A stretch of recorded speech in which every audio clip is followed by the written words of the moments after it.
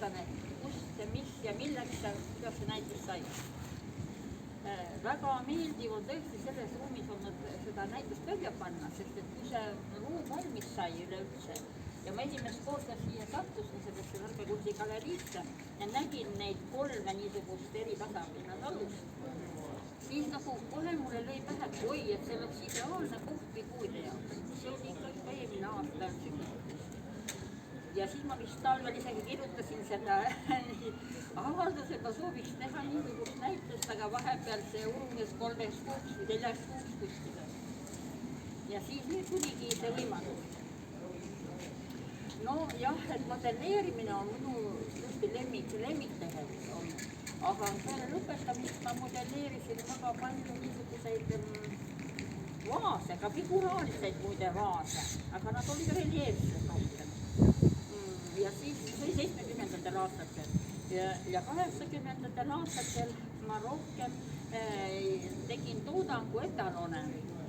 Tegin ka vormi, aga tegin ka loomakesi, no nagu neid elevandid näiteks, eks ole, aga seal oli ka muid asju, koerad ja kassid ja linnukesed ja aga figuuri juurde nagu, ma julgen neid nagu hakata võtta kohe inimfiguuri tegema. Aga meil oli Peeter Malla siin, kes oli siis, sai nagu pärast seda suurt arssi meie nagu juhatajaks ja tema tegi mulle ettepaneku, aga meil võiks olla ikka niisugune toore, ilus sirutav naine toodangu. Ja vot selle järgi siis saigi tehtud see sirutav naine modelleeritud, sellega ma nägin, ma mäletan päris kurja vaeva, sest esimene pääsud on ikka alati väga raskelt tulema. Kasutasin ka modelli, võtsin lasin poose võtta ja joonistasin ja siis tundsin ennast nagu natukene ebamugavalt. Aga tuli välja, et sellel oli väga hea minek sellele figuurid ja ta osteti väga palju, telliti väga palju ja isegi nüüd oli see Arsi näitus Tarbekunsti muuseumis, siis Tarbekunsti muuseum ka omastas selle figuuri. See oli seal kraklee tehnikas tookast tehtud. Vanasti tuli see kraklee meil ka suures asjus päris hästi välja ja nemad võtsid selle ka enda kollektsiooni. Edasi sai nii, et mingisuguse mehe figuuri juurde mul ei olnud mis mõtet ka, et ma hakkan mingi meesfiguuri tegema. Sest et mõtlesin, naisfiguur, et on lopsakas vorm ilus, et on hea teha, hea modelleerida. Aga see juhtus nii, et minu juurde tuli tellija, kellel oli vaja sauna, tingimata mees ja naisfiguuri. Ühte saunanurka mees ja teise naist, kes teineteise poole vaatamas. Niuke tellija tuli. No ja otsustasin siis selle tellimuste vastu võtta ja nii sai alguse see meeste modelleerimine. Ja pärast seda saunavärki siis tuli välja, et oli ka asjaid nende päris palju.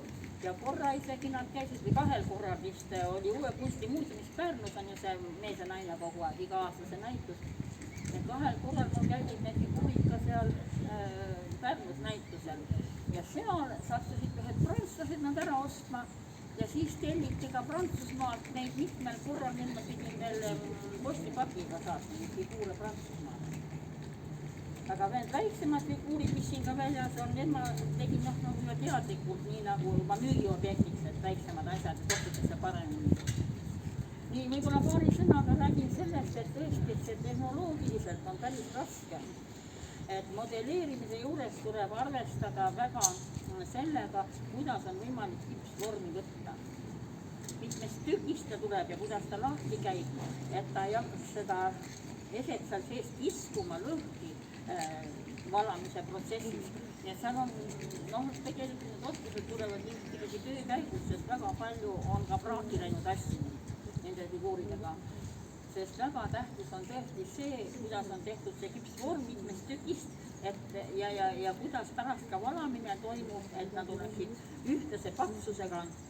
Kui nad on liiga õhukesed, siis lähevad katki vormist välja võttes, kui on liiga paksud, tõmbavad lõhki nendest kohtadest, kus on nagu teravamad üleminekud figuuris.